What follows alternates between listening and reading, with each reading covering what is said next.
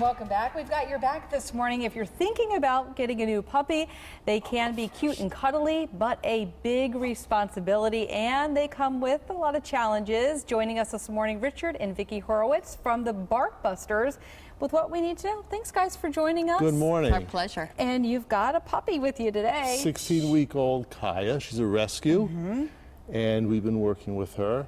A lot needs to go in preparation for getting a puppy. What do we need to know before we make that big decision of bringing a puppy home? Well, first of all, you want to make sure it's the right breed and temperament for your family. But even before you bring the puppy home, you should do some preparation.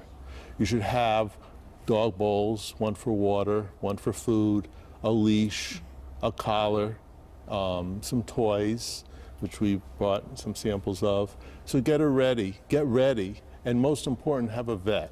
All too many times people bring puppies back and they say we can't keep the puppy because they don't get along with my child. Or Right. How do you get someone ready for this? Yeah, you have to do a lot of preparation before then, as far as, and I think that's another big thing too, is that knowing, what size dog you want, whether you want a inside dog, whether you want a dog you know the personality of the dog. Also, you have to think about the age of your children.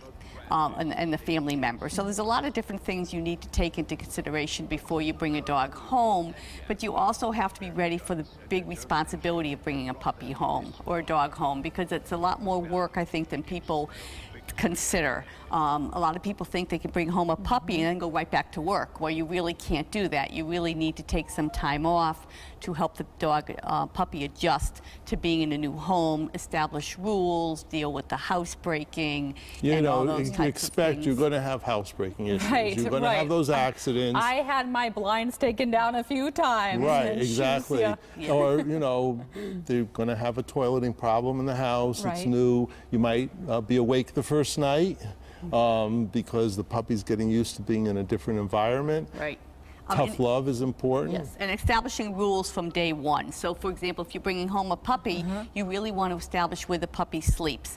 You really don't want to have the puppy in your bed. You want the puppy to have its own little crate or space to go to where it can sleep at night, because that's important to establish those rules. Also important with having a crate is, if the puppy is whimpering or crying during the night, you really have to try to tough it out and let the puppy work its, cry itself and go back to sleep, and make sure that it gets used to that routine and that rule. And then just make sure that you take, you don't leave the puppy in a crate more than 4 or 5 hours, so you will probably have to get up during the night to let the puppy out to go to the bathroom and then put it back in the crate. It's a lot of work. It is, really it is. And also the other thing with the crate, and there's nothing wrong with using a crate, Right. it's not for punishment, it's their home.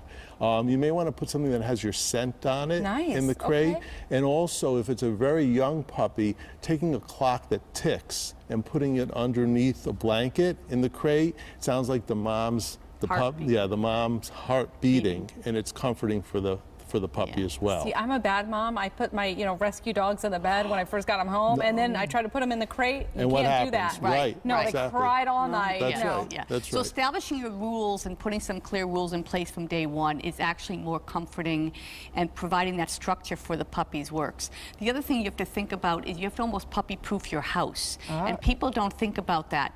Getting down on your hands and knees, looking at wires, cords, watching plants, watching where you have plants. Anything valuable that the tail of a dog might hit. They like to just chew on anything. Right. Also, you have to watch out for antifreeze, and watch out for any types of cleaners you have in your house, because all those things puppies can get into, and they don't understand what's safe and what's not safe. And our star of the show this morning, she's doing wonderful. She's doing wonderful. She's such a star, and she's also a rescue. So. She is, and her parents are excellent. They really give her a lot of care. Yeah. And I have a handful of rescue dogs at home. Some were puppies, some weren't puppies, and rescue dogs are wonderful. Thanks so much for joining us this morning. Thank you. For more information, just go to our website, WTNH.com, go to the On Air tab, pull that down to the Good Morning Connecticut weekend section. You can find out more information there.